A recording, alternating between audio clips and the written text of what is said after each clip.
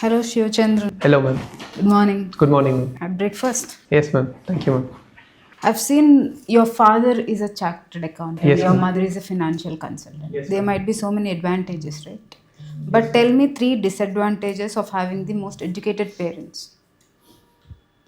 Uh, First thing is that, ma'am, they are aware of everything, so they want to trust everything on you. And the second thing is that they want you to take up the avenue which they feel so. Because I have opted for police services as my first choice, and they were the first to say no to it. And my brothers also in the army, and they were the first to say no to it. But then they had their own reasons, and the being educated is being more empowered so that they also understand the problems associated with a particular choice. So that's how the problem is, and also a little bit more protective, ma'am. They are, so they understand what goes on in the society. They always fear for our safety. So that is a third problem. So, are you practicing under your father? Not full time, ma'am, but I am doing freelancing work because I was preparing for civil services. I couldn't dedicate all my time to practice. I take up assignments from different chartered accountants, ma'am. Predominantly, it comes from my father. 50 to 60% of the revenue is from my father. The rest from other chartered accountants. Just tell me why you opted chartered accountancy. Is this the influence of your father? Yes, ma'am. My father was one of the reasons, but then I needed a graduation to appear for the civil services. This is I was selecting the courses, and CA appeared to be a very strong foundation, ma'am. Because like people at the time when I was contacting with people and asking their advice to join the services, they were telling me to have a plan B as well. So I thought maybe preparing for the chartered accountant will give me a more sustainable future with respect to preparing civil services. Else I would have not had a certainty with respect to preparations. So, you have studied in boys' school. So, have you ever thought of co-education? What are the disadvantages of being in the boys' school and the advantages? Both tell two. It was all boys school, but until fifth it was a co-ed school, ma'am. The name is boys, but until fifth we were in co-ed school.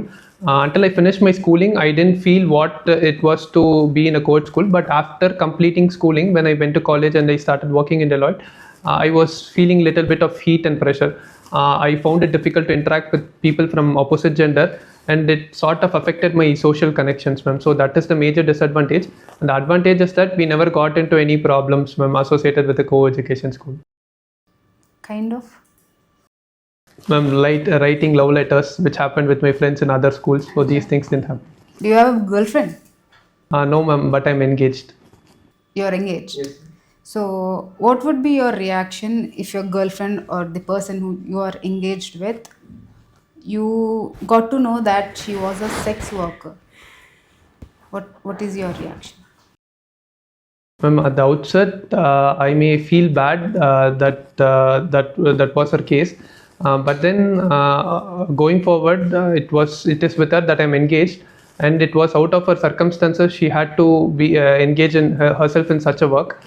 Then maybe I can come out of it, because more than me, she would have faced more troubles mentally and physically, and to integrate into the normal society, ma'am. So we have to come out of it and overcome from that. So, you're talking about the financial independence the women should. Yes, ma'am. What about financial literacy?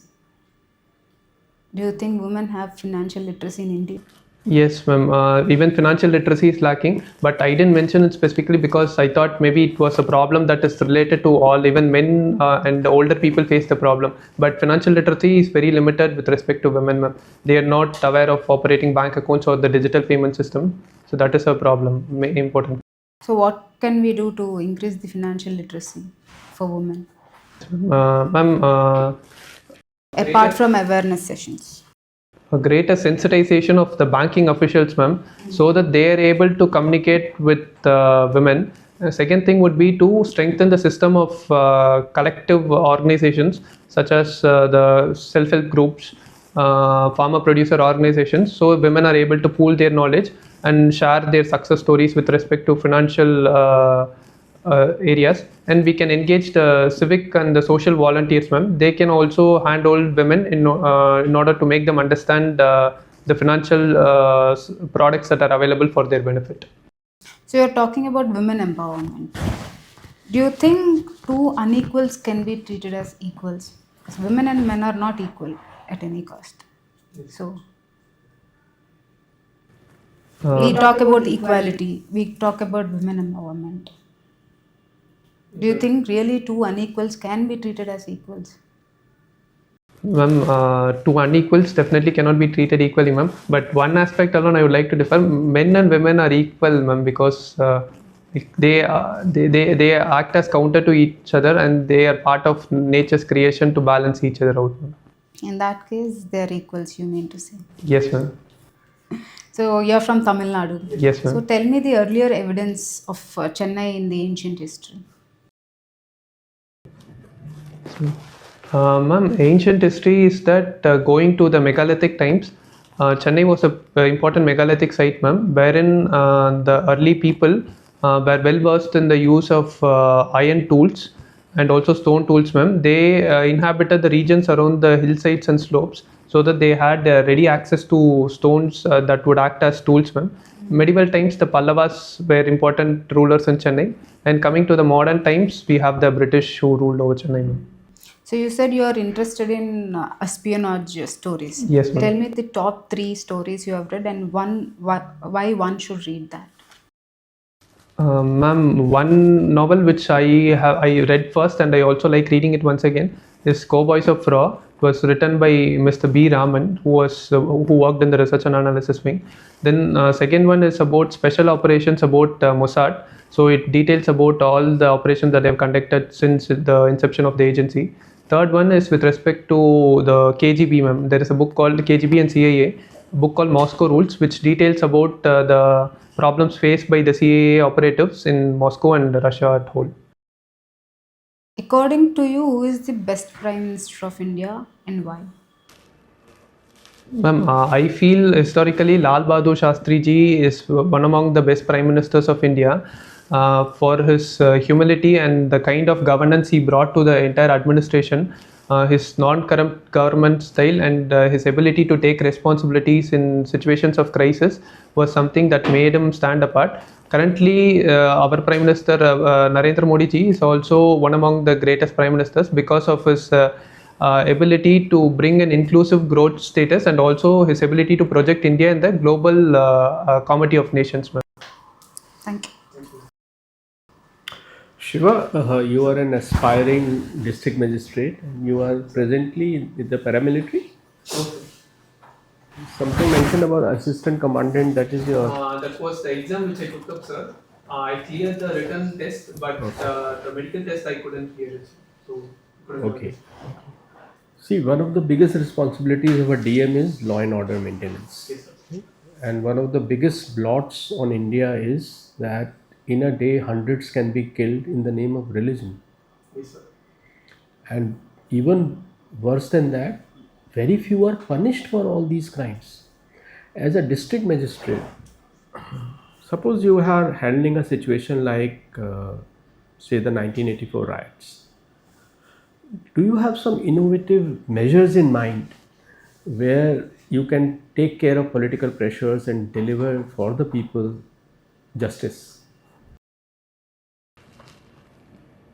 Yes, sir. Sir, especially referring to the 1984 riots, the first response would be to bring control in the region, sir. We may be having political pressure, but hierarchically, the DM of the district has the powers to control all the law enforcement officials. They have the powers to enforce orders. So you can order the people under you to secure the regions which are more vulnerable, which are hotspots to crime and violence. And then, sir, special protection can be given to those who are more affected by the riots, sir. Can you be a little more specific about innovative things that you have in mind that a district magistrate can pull up in a riotous situation or anticipating in riot? These are general things that, of course, we should protect the weaker sections and so on, bring in all the force that is available, etc. These are general things. Anything innovative you have in mind? Sir, with specific reference to the riots in 1984 or in the general parlance? You can take this as an example or any Sambhal riot of 1978. Are you aware of the Sambhal riot? Sir, 1980. 1978. Sorry, sir, I'm not aware of it. It has been recently in news a lot. Okay, sir. 184 people killed in 6 hours. No one punished. Sorry, sir, I'm not aware. What did the DM do wrong? Do they have no power against the CM? If the CM is asking you to do something against the constitution and is unjust, what are the powers of the DM? Can he go against the CM? Sir, if the order that is received by the DM from the Chief Minister is official, then the DM has to execute it, sir. But I feel that no Chief Minister who ultimately is responsible to the people will give an official order sanctioning an unconstitutional or an illegal act, sir. Most of the orders, they are just by word of mouth and by way of pressure that is being exerted. And if the officer is strong enough, they can resist it and they can take up the action which is rightful and legal. And ultimately, there is no harm that would be put on the officer. The maximum harm that can be done is that he can be transferred. So it is part and parcel of the particular job, sir. Can he be only transferred by the CM? What is the power of the CM over DM? Sir, the officer can be transferred in the situations where there is no wrongdoing on the part of the officer. But in case if there are any wrongdoings and if there are any past bad records. How is the DM suspended or dismissed? Sir, the DM, if there are any allegations against a particular officer, then the officer can be suspended by the cadre controlling authority pending an investigation, sir. And if the investigation proves the allegations against the officer, they can be removed, sir. There is an article under the Constitution which empowers the governor to relieve an officer from his duties if the continuance in the services is going to harm the national interest. Okay, I'll ask you something about your chartered accountancy field. Yes, sir. The chartered accountant has an obligation towards the client as well as the government. Yes, sir. You agree? I agree, sir.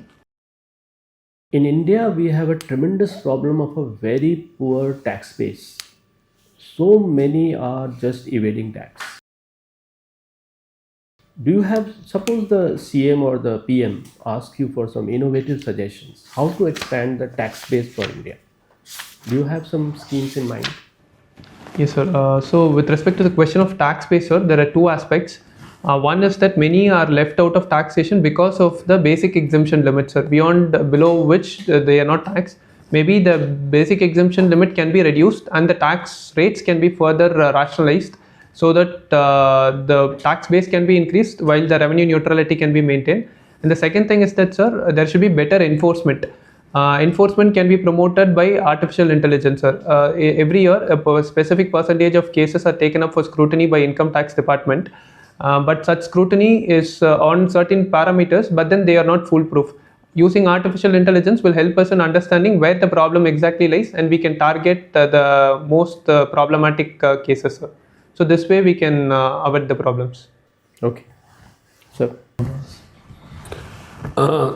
you have some interest in espionage. Yes, sir. Yes, sir. Yes, sir. Right? Non-fiction. Yeah. So have you seen any movies or serials on this?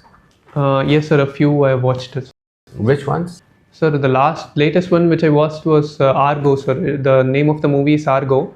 So it relates to exfiltration operation conducted by a CIA operative of the hostages, American hostages from Iran, sir, post Islamic Revolution in Iran.